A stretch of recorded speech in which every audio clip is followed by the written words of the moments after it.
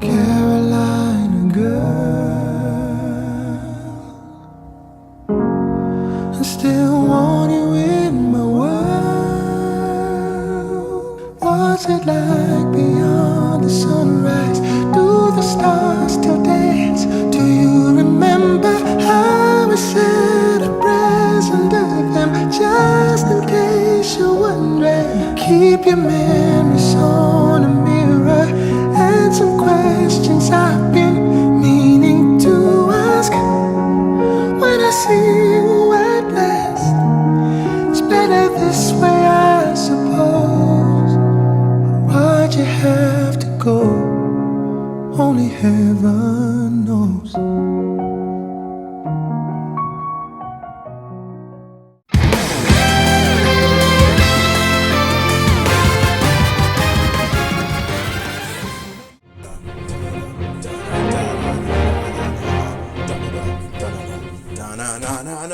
I really wish I had a flag right now to just wave around and whatnot, but it's Gokaiger month.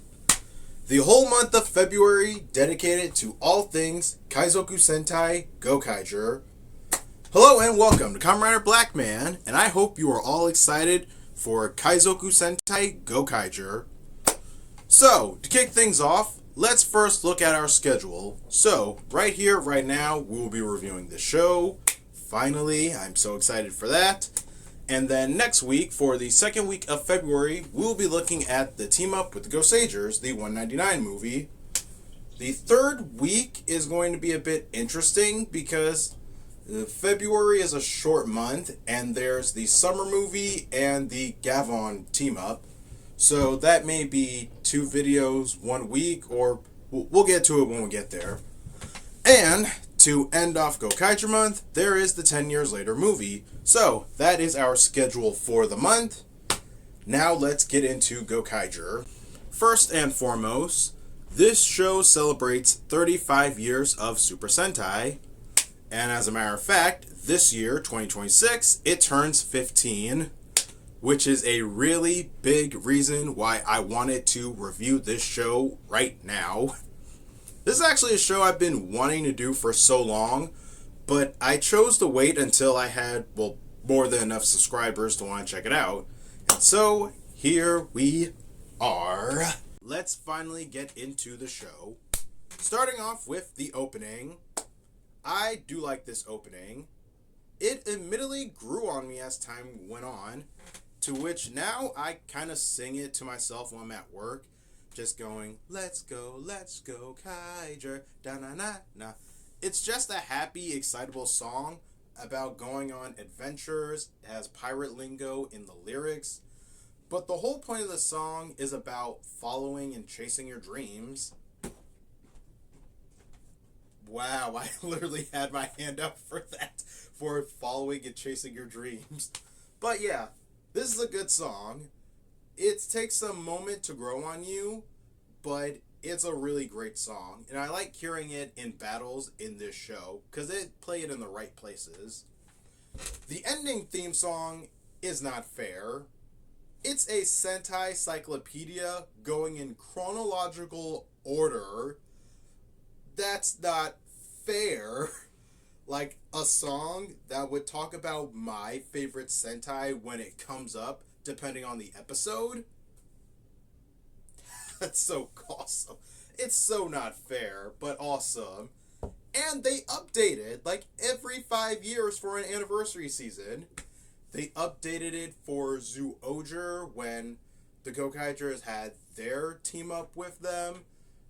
Like updating it all the way up to them. And I definitely think they had to have updated it during Zenkaiger, since that's when the 10 Years Later movie came out.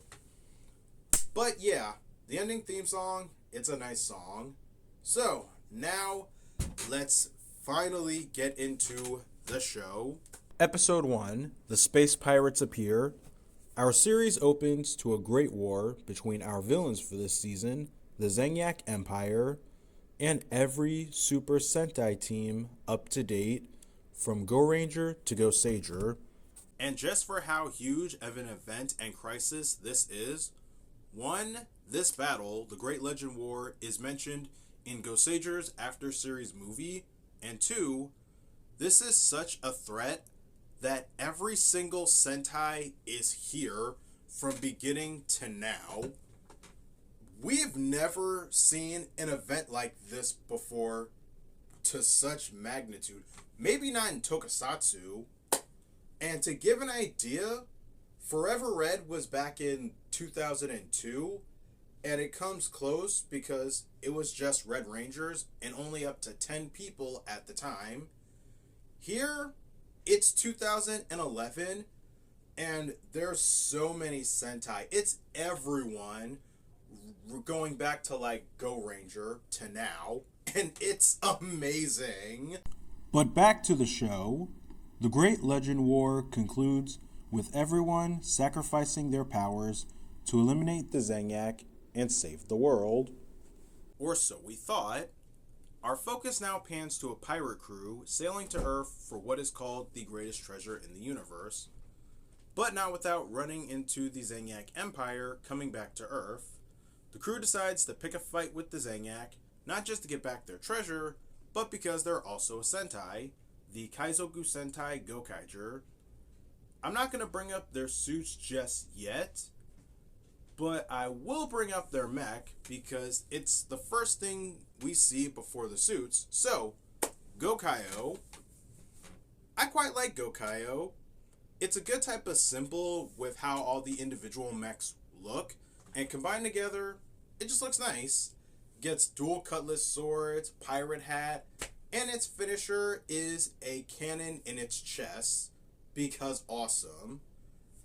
I kind of wish we saw the base form of Gokaiyo more without needing to use any grand powers, because I feel like the base form alone is enough to take on some monsters, but almost every episode we see a grand power used, so it's just something nice that I think would...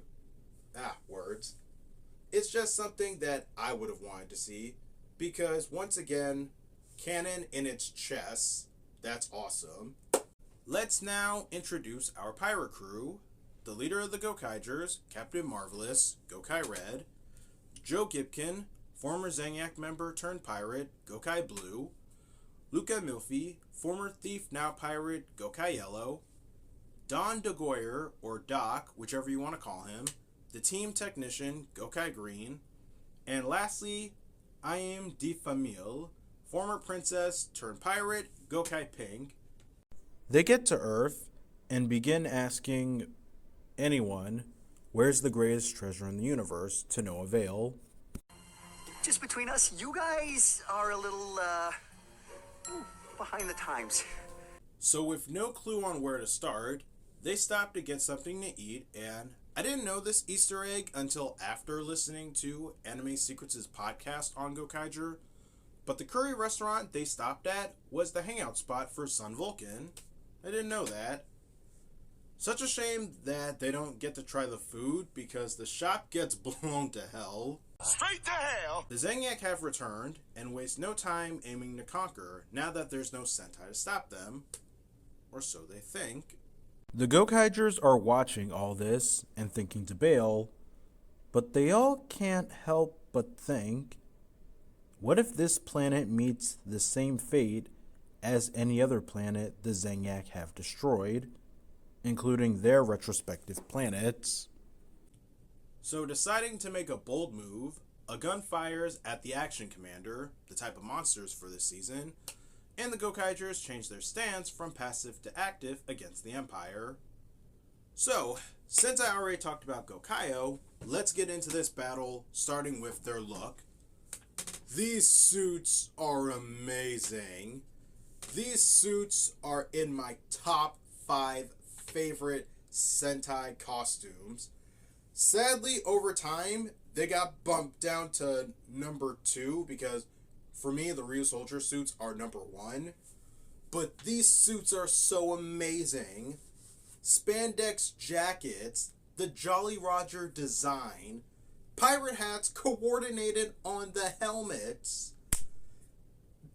This is so awesome. I can't... These suits are so cool. and they get better later once we introduce the 6th Ranger. But the main 5, absolutely yes. So, while we're still on the aesthetics, I also want to bring up their changer, the Mobirates. This is where cell phone morphers peaked. This is straight up where cell phone morphers peaked.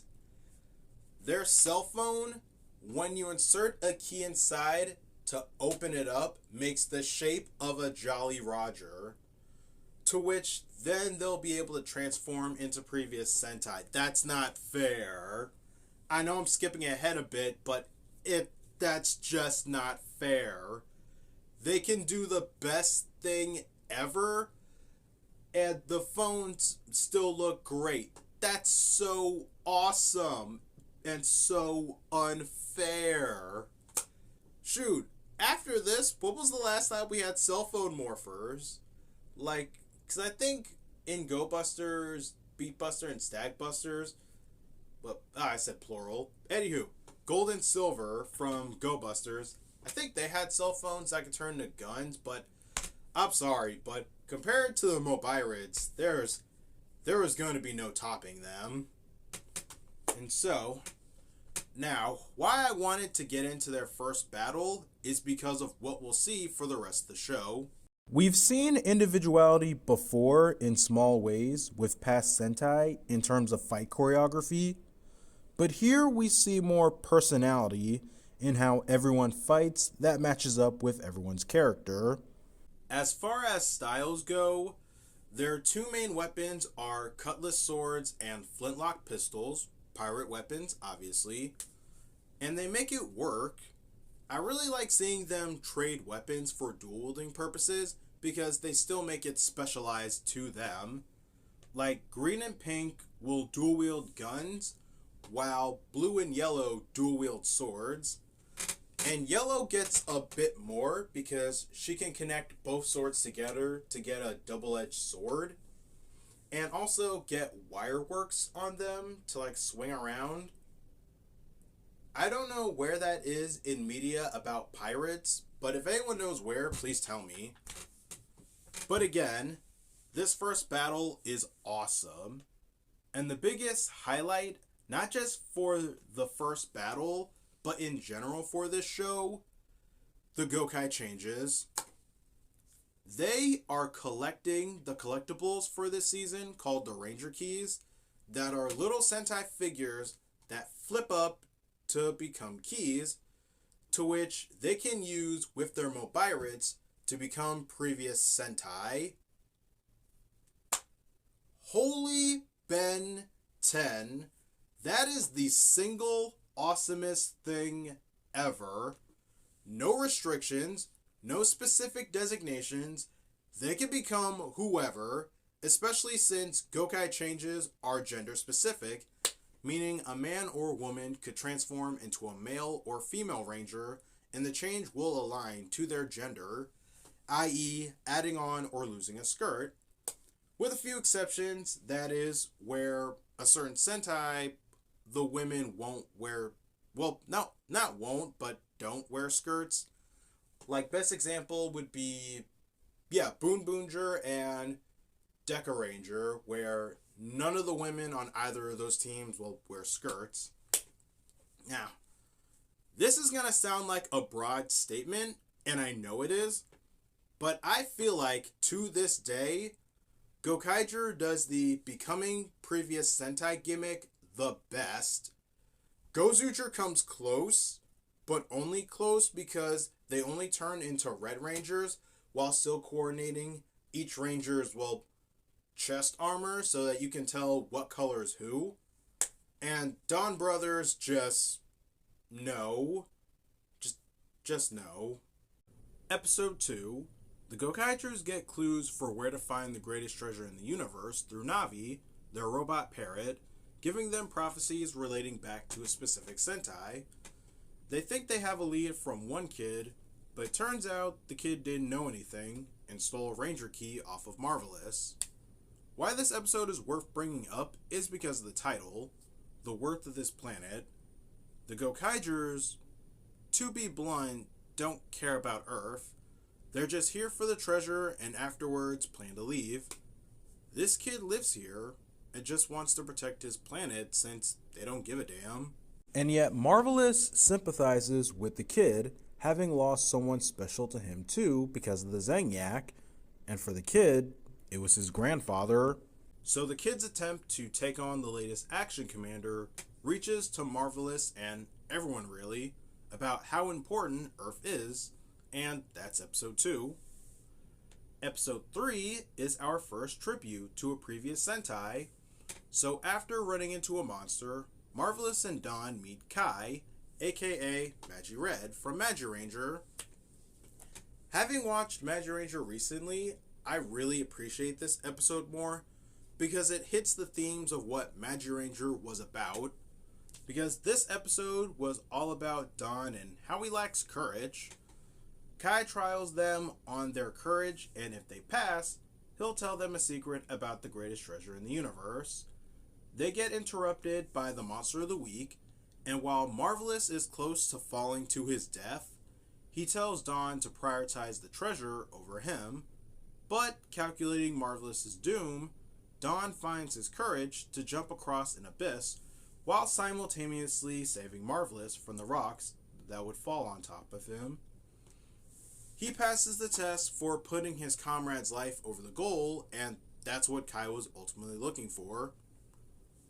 So in order to obtain the greatest treasure in the universe, they need to collect all 34 grand powers from the past 34 Sentai. But today, they gain MagiRanger's grand power, and it's an updated version of Magidragon. A couple, but not all the grand powers are single mechs from previous teams that can combine with Gokaiger. And here, our first alternate combination is Gokaiger, where it has a dragon sticking out of its chest. That's about it. Episode 4 is a filler episode about Joe facing a swordsman kaijin. I only bring it up because of what we'll see later when Luca mentions Joe having a past about who taught him sword fighting. Also, quintuple wielding swords, because why not? And so, episode 5, our next tribute is to Dekaranger. The first Dekaranger we meet is Jasmine, aka Dekiello, when the Gokaigers stop by a police station due to a prophecy from Navi. And Marvelous gets arrested, and probably charged more for resisting arrest. He gets caught by Doggy, Deca Master, and they soon stumble upon the Zanyak's latest scheme to destroy the planet. So here's my thing. The Gokaigers were wanted because of crimes falsified by the Zanyak, but the Dekarangers fought against the Empire in the Great Legend War and should know they're evil. The Dekarangers are space police, so why aren't they investigating the Empire? Yeah, they don't have their powers, but they're still the authorities. Anywho, Dekared's personal mech reveals itself to be Dekaranger's grand power, and of course, we get Deka Gokaiger. Speaking of Dekared, Bon arrives before the episode ends to clear the Gokaigers of the falsified crimes. Because, to quote Jacob from Tokucast, they're called the Empire, guys. Come on. Of course they're evil. The next two tributes we get are to Gekiranger and Gaoranger. For Gekiranger, our team representative is John, aka Gekired. He teaches Dawn and Iam a thing or two about Jukin, and Gekiranger's grand power is their animal spirit attack that I always love seeing whenever I watch Jungle Fury. And for Gaoranger, we meet Gaored, and their grand power is his power animal, Gao Lion. If it seems like I'm speeding ahead a bit, I admittedly am, because some tribute episodes highlight aspects of each character, and later on I'll be more in-depth because there's more story to explain. Shoot, as a matter of fact, before going any further, let's actually talk about our villains, the Zanyak Empire. So, our big bad is Prince Wars Gills, son of the Emperor, who we'll hear more of eventually. But for right now, we have his son, the Prince, and boy, does Super Mega Force do him justice. To be fair, there wasn't gonna be much getting around the stock footage of him going crazy, but this guy was repping Nepo Babies back in 2011. But he's what helps makes this show stand out. The fact that our main villain is a spoiled brat just not getting his way, it's insane. And so, along with him is his advisor in charge of him, Damaris, their technician, Insarn, and Wars Gills' personal bodyguard, Barizorg. Pay attention to him because he's going to be more important later. And I guess if I'm bringing up the villains, I might as well bring up the minions, since this show has two kinds. The Gorman, they're the silver robots, and the Sigorman, they're the blue ones that are much bulkier. And now that I think about it, it would make sense for an empire to have a hierarchy in their soldiers, especially since the Sigorman would grow every now and then. Episodes 11 and 12 are the Shinkenger tribute, and we meet Hime Shinken Red, Koru Shiba. For anyone who hasn't seen Shinkenger, and as a matter of fact, I've still have yet to review that show, she was the Red Ranger of the team for a time. She confronts the Gokaigers to reclaim her team's Ranger keys, but that gets put on the back burner when Wars Gills comes down to Earth for the first time. The Gokaigers engage with the Monster of the Week, while Joe goes for the Prince. He's stopped by Barizorg, and when Barizorg pulls off a particular move, Joe stops to be in shock. He's seen this move before by his old comrade, Sid, who taught him sword fighting. Barizorg is Sid, brainwashed into the Prince's loyal guard. Having no memories of anything, there's only his skills as a swordsman, and it horrifies Joe. With Joe spaced out, Marvelous leaps out to save him, taking a brutal hit, but managing to fire a few rounds at the Prince. And so, that was episode 11, and in episode 12, while Joe is out, we learn how he and Marvelous met. Joe was on the run after defecting from the Zangak, and Marvelous was nearby and decided to lend a hand and recruit Joe for his crew. And as the episode goes, Joe and Koru talk, and she acknowledges the Gokaigers for their camaraderie, a big and the best aspect of her team, if you've seen Shinkenger. Therefore, she entrusts the Gokaigers with Shinkenger's grand power. So, let's get into the next two combinations before going further. Gao Gokaio and Shinken Gokaio, because both involve Gao Lion. Gao Gokaio's not bad, but my one critique with it is that Gokaio's thighs are exposed, because you see what they're imitating. That one combination from Gao Ranger where half of Gao Icarus is riding the lion. There it's more clean because it's just all torso. Here, it looks like... This is the best interpretation I can make. It looks more like this when you want it to be more like this. Like, honestly, all Gao Gokaio is doing is just facilitating the next combination, Shinken Gokaio, which looks a lot better, and this is my favorite combination in this show. It's colorful, you see all the different Shinkenger team logos, and its finisher is Red's giant flaming sword to slash you to death. So, honest to God, yes. Even kudos to the writers for intertwining Gao Ranger and Shinkenger, since both Red Ranger Zords were lions. Episode 14 is the Car Ranger tribute. Red Racer returns, now teaching traffic safety through plays, and he attempts to recruit the Gokaigers into making his own troop. exactly how Dap got the Car Rangers to become heroes, minus the lying and committing extortion. The villain's role in this episode was Insarn falling in love with Kyosuke, Red Racer. Another callback to Kyosuke and Zonat's love subplot during the show. Imagine being this dude and only attracting women from other planets.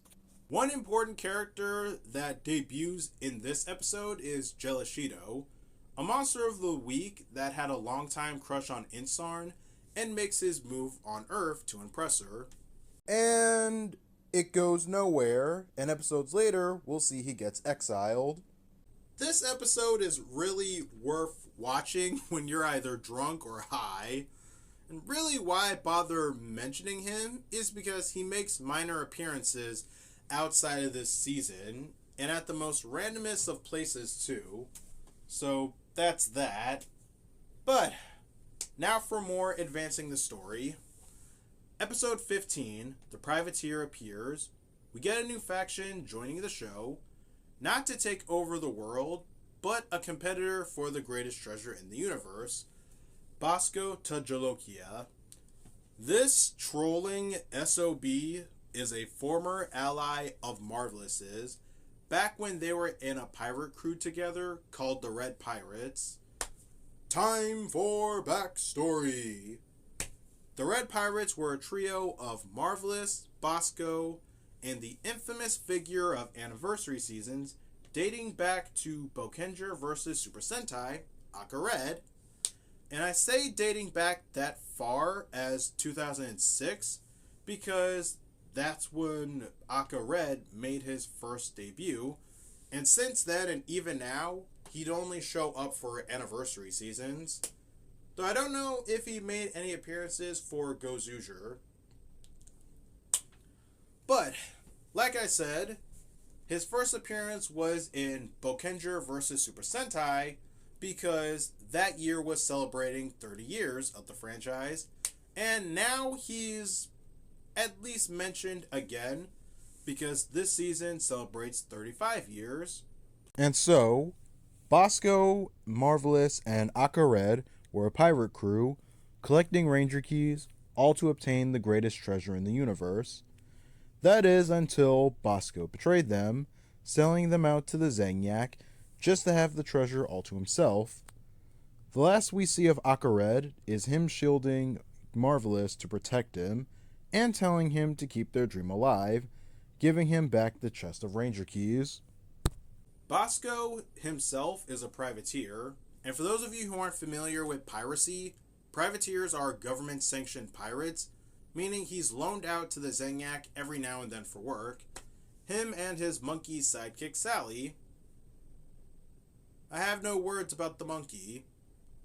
Like, there's already a talking parrot character on this show, and what other animals do pirates have for sidekicks? Because in this show, apparently, they're 6-foot space monkeys that might as well live on Sesame Street.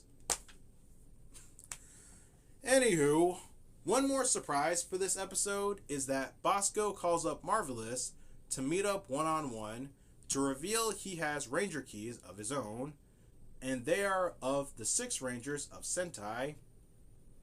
Interesting thing to note, Marvelous was unaware of those kinds of keys, but Bosco did, implying that Aka Red withheld some information. So, with his special trumpet, Bosco brings the Ranger keys to life to attack the Gokaigers. So, the first 5 keys used were Dragon Ranger, King Ranger, Shurikenger, Time Fire, and Deca Break. And it's worth noting that they actually have a hard time against them at first, which I feel like makes sense because they're fighting 6 Rangers. They normally start off as pretty powerful enough to take on the main team. So it makes sense to me why they'd put up a bit more of a fight. So, the Gokaigers managed to beat and collect the keys, but then Bosco pulls out all the other 6 Ranger keys to jump the Gokaigers 2 at a time. And I gotta say, seeing each Gokaiger get jumped by 2 Six Rangers at once makes Bosco look like a menace. And by the end of the episode, Bosco abducts Marvelous's crew to bargain with him their lives for everything he'll need to find the greatest treasure in the universe. So, episode 16, Clash, Sentai vs. Sentai. We already knew Marvelous was in a pirate crew before, but I like that we see depth in Marvelous's backstory before then. Before joining Akared's crew, he was a regular pirate, plundering and stealing. That is until he met Akared that inspired him to aspire for more, that being strive for the greatest treasure in the universe. And as far as the episode goes, Marvelous manages to save everyone and they end up collecting all the 6 Ranger keys. So while the episode ends on a good note for our heroes, Bosco still has more keys, specifically of the extra Rangers.